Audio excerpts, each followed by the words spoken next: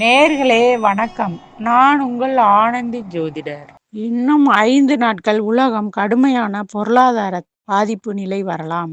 March 17 வரை மக்கள் அச்சத்துடன் தான் இருக்க வேண்டும். காலபுருஷனுக்கு 2ஆம் இடம் ரிஷபம். அதை சனி பகவான் 3ஆம் பார்வையா பார்க்கிறார். செவ்வாய் பகவான் 4ஆம் பார்வையாய் ரிஷபத்தை பார்க்கிறார். அதனால் சாப்பாடு பற்றி சிந்தனை அனைவருக்கும் கவலை அளிக்கிறது. மீன ராசியில் சனி பகவான் சஞ்சரிப்பது அவ்வளவு நல்லதல்ல. எல்லோரும் பாத நடை விலங்குகளைப் போல் நாம் வாழும் நிலையை உருவாக்கி தருவார். அதனால் எல்லோரும் ஒற்றுமையாக இருந்து இதை சமாளிக்க வேண்டும். கும்பராசியில் செவ்வாயும் ராகுவும் ஒன்னா சேருவதால் தண்ணீர் சம்பந்த பொருளுக்கு தட்டுப்பாடு ஏற்படும். பயப்பட தேவையில்லை. நீங்கள் சனி பகவான் மீனத்துக்கு வருவதால் காலபுருஷனுக்கு 12இல் சனி பகவான் சஞ்சரிக்கிறார். அவர் நம் உடம்பில் பாதம்.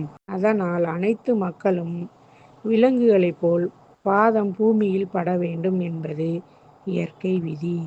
கும்பத்தில் ராகு செவ்வாய் சேர்க்கை, சிம்மத்தில் கேது அவர்கள் பார்க்கிறார். பொருட்கள் தட்டுப்பாடு ஏற்படும்.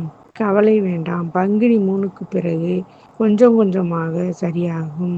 ஏனென்றால் குரு பகவான் ராகுவையும் செவ்வாயை சூரியனை பார்க்கிறார். அனைவரும் பொறுமையாக இருப்பது நல்லது. மார்ச் 17 வரை எல்லோரும் கொஞ்சம் பொறுமையாக இருக்க வேண்டும். சனி பகவான் அவர் நிலையை 6 மாசமாவது எல்லோருக்கும் காட்டுவார். பொறுமையாக இருந்தால் இன்னும் 6 மாதத்துக்கு பிறகு அவர் நமக்கு நல்வழி காட்டுவார். அவரின் நிலையை 6 மாதம் நாம் தான் பொறுத்து கொள்ள வேண்டும். பொறுமையாக கையாண்டால் நாம் எல்லாத்தையும் செய்து காட்டலாம்.